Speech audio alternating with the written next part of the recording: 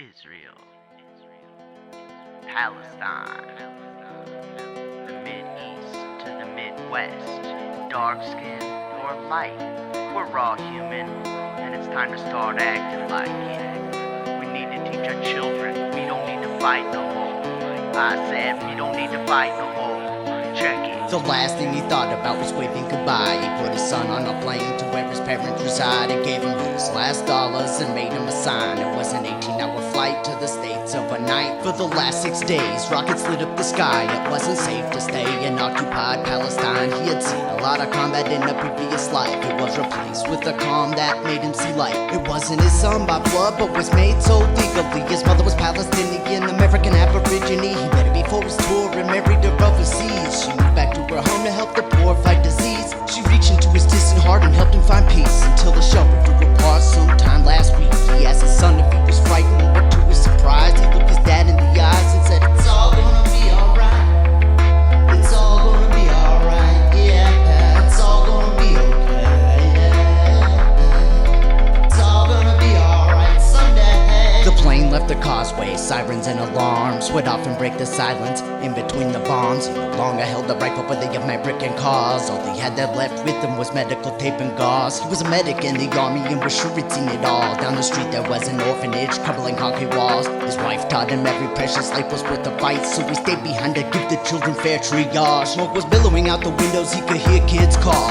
He was sure there'd be fatalities when that rebar falls. When he got inside the building, he would wheeze between coughs. He started with the smallest but went back to get them all. He uncovered another young boy the same age as his own, with arterial bleeding and a shattered femur bone. He knew he didn't have long and he didn't speak English, so in an attempt to relieve him, he started singing the song. It's all gonna be alright, for sure. It's all gonna be alright, no more pain. It's all gonna be alright, no more war. It's all gonna be alright someday. It's all gonna be alright, for sure. It's all gonna be alright, no more pain. It's all gonna be alright, no more war. It's all gonna be alright someday. He had saved 7 lives, but he couldn't forget the memory of the child that lay dead in his arms so tenderly. He had killed people before, but this hurt so differently. His wife and his son taught him to show some sympathy. Despite sustaining injuries, he got back up eventually and went to check on the kids he had spared from their misery. The color of our skin can't define who we live to be. Humanitarianism starts with the human beneath. So he fed them what he had left and went to fetch them drinks. Unfortunately for him, humans can't withstand defeat. When a missile-grade explosive detonates within 10 feet, didn't kill him on impact, he was left there just to bleed. On the 7th night of the conflict, he drifted off to sleep as the Egyptians broke a ceasefire, bringing back the peace. As he's bleeding in the dirt, he's sure he hears his wife singing, "Baby, don't you cry. It's all gonna be alright. It's all gonna be alright,